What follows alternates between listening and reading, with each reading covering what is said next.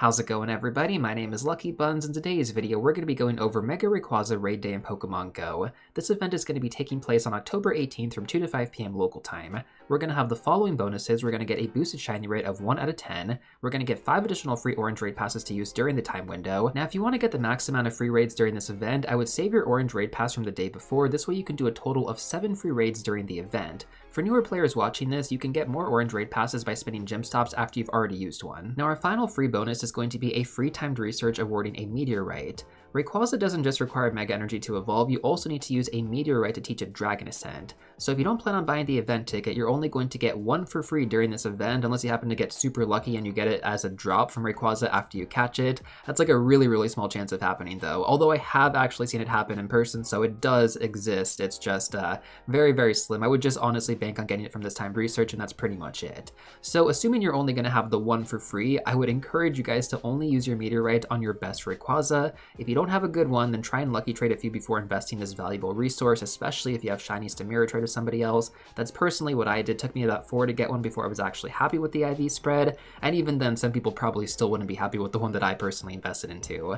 That being said though, thanks to previous events, I've stockpiled quite a few meteorites on Rayquaza and I've only used 2 of them so far. I'm saving the remainder for my Shadow Rayquaza if we ever get them in game. Fingers crossed on that. So in terms of the IV spreads that I personally use my meteorites on, the first one that I did use was on my shiny Lucky Rayquaza, which was a 96% IV with 14 attack, 15 defense, and then 14 HP. And then I used my second one on a Lucky Rayquaza that was a 98% IV with 15 attack, 15 defense, and then I believe 14 HP. So, I mean, they're pretty good IV spreads. I definitely have nothing to complain about here, but the second meteorite was used much later. I only had like that one meteorite for a long time because I believe I got that during Go Fest, and that was when Mega Rayquaza debuted for the first time. Now overall guys, I really don't regret either of my investment choices, and I've used that shiny Lucky so much in game, even though it's like a 96% IV with 14 attack. Some people would complain that it didn't have max attack, right, 15 attack, but honestly the IVs here don't make a huge difference. So I think if you can get yourself a shiny Lucky variant, then I would strongly recommend investing your meteorite into that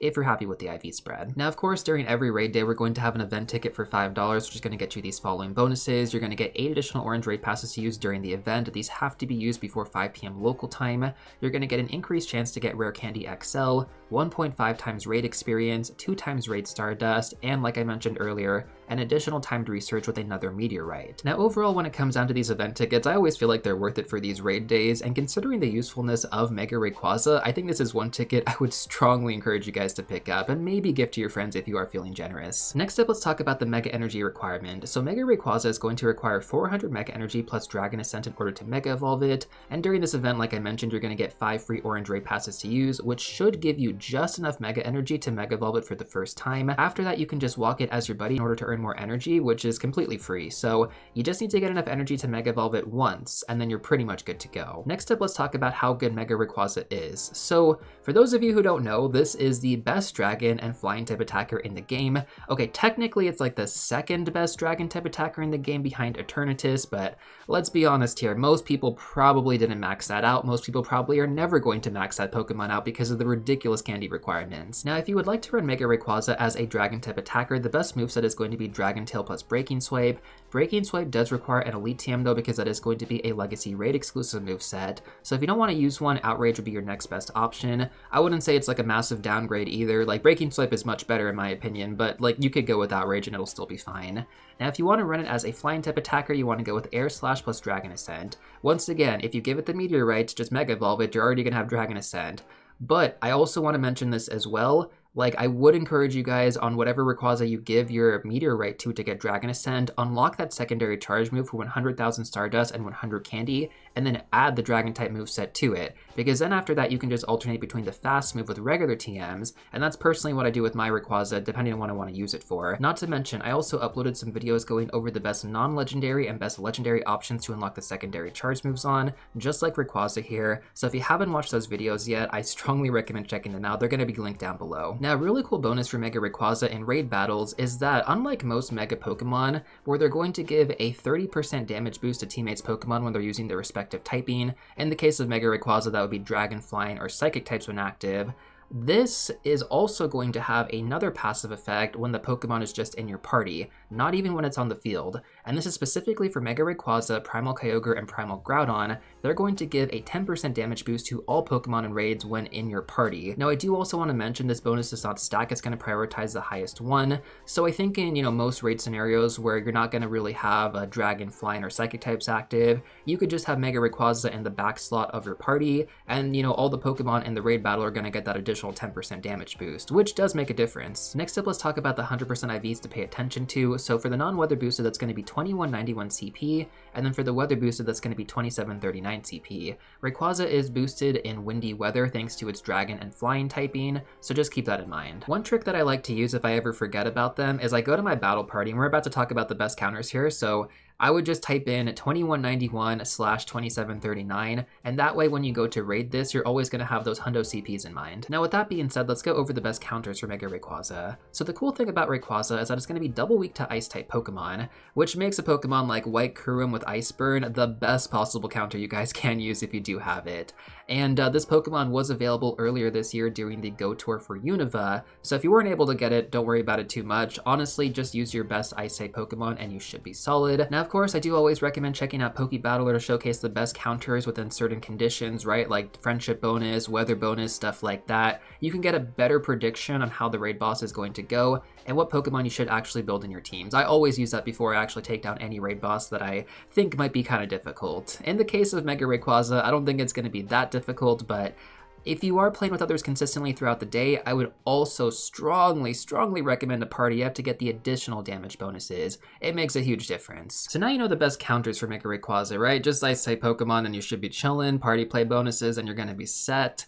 Now let's talk about catching tips though, right? Because Rayquaza could be difficult to catch for some people. It's a really important Pokemon. You want to make sure you're maximizing how much candy you're getting, and therefore you should really take advantage of these bonuses if you do have them.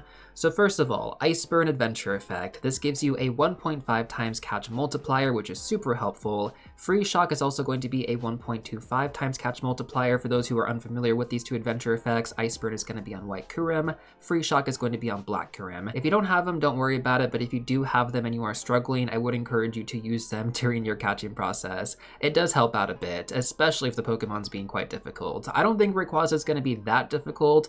I mean, the Shadow variants, those are a lot more challenging to catch, and that's typically when I use these adventure effects, but I think every little bit helps if you guys are struggling.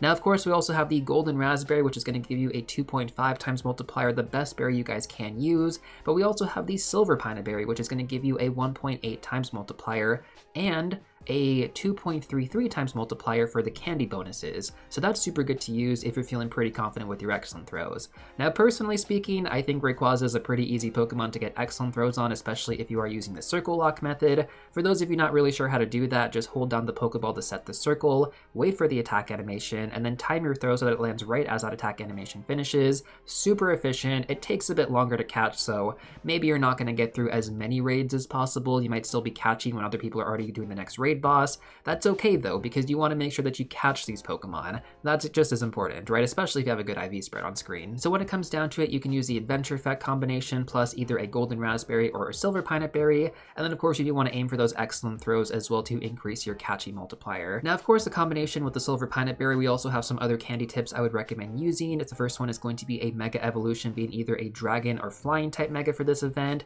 Just use your highest level Mega in order to actually get more candy and extra large candy when catching Rayquaza. Now finally, after the event, we also have the 100-kilometer distance trades, and you're going to get 4 candy and 1 extra large candy guaranteed thanks to the current seasonal bonuses.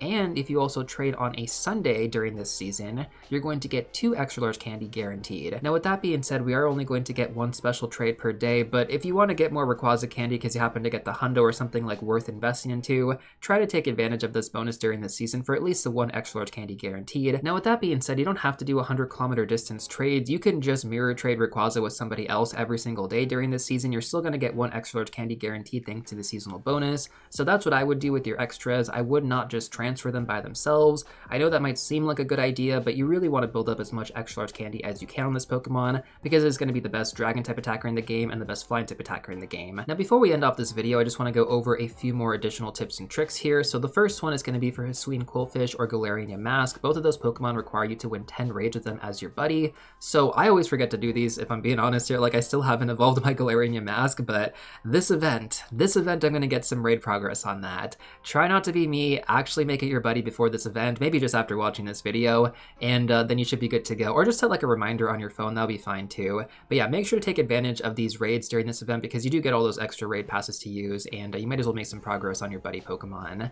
We also have the party play bonus with 4 people with a lucky egg or a star piece. Keep in mind you're gonna get a bunch of experience during this event, some decent Stardust too, mostly just on the experience side though. So essentially, if you have 4 people in a party and 1 person drops, for example, a lucky egg, everybody's gonna get 15 minutes. That means if everybody drops like 1 lucky egg, you're gonna get 1 hour in total, which is 30 minutes more compared to if you just did this by yourself. I do this with incense all the time because I have a crazy excess amount of incense just through the referral program, so I always share my incense and it's like really nice when I'm playing with other people. If everybody's gonna drop a lucky egg anyways, you may as well go into a party of 4 people, drop a lucky egg each, and then you're gonna get an hour instead of 30 minutes. Now speaking of local players, if you're not really sure where to go during this event, I would strongly recommend checking out Campfire, which is going to be the companion app for Pokemon GO. I use this to find local meetups all the time. I mean, typically I know where to go now, but like if I was just coming back to the game, I could find my closest local meetup with this app. And for some of you guys out there, it might be kind of far away, it might not be worth it, in which case the next best option would be to use Pokegenie for raid support. If you don't have that many trainers in your local area as well, this also applies to you. During raid days like this, I think it can be kind of difficult to host because so many people are trying to host as well. So it might take some time before you actually get the raid support that you actually need. But again, like Rayquaza is a pretty easy raid boss to take down. You shouldn't need that many trainers, assuming that you all have proper counters, in which case it's going to be mostly ice type Pokemon. So if you get at least like 3 people, 4 people in your lobby and they all have decent counters, you should be good to go. That being said though, I think it's a lot more efficient to go out to a local community if you guys do have one around you. It is definitely worth the drive in my opinion. I think you'll have a lot of fun, especially if you want to raid a bunch during this event. And this is one that I do actually encourage you guys to take advantage of for the Mega Energy. Mega Rayquaza is one of the best Pokemon in the game. Try to get a good IV spread, try to get some shinies, and of course, make sure to farm that candy. That being said though guys, that's pretty much everything I have for you in this video. Hopefully you did find it helpful. If you want to check out some more content in the meantime, I'm going to recommend these 2 videos next.